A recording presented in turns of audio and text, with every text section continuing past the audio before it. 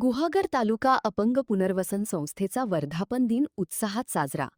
वधूवर सूचक मेळावा व विविध उपक्रमांनी कार्यक्रमाला वेगळे रूप.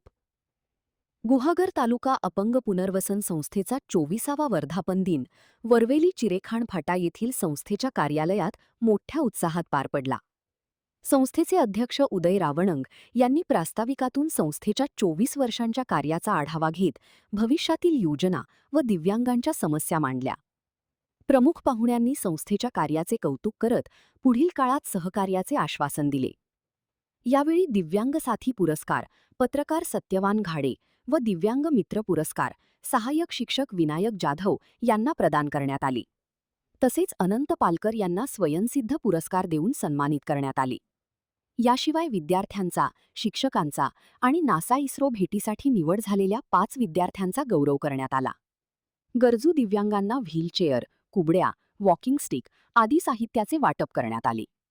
या वर्धापन दिनानिमित्त राज्यस्तरीय दिव्यांग वधूवर सूचक मेळाव्याचे आयोजन करण्यात आले होते.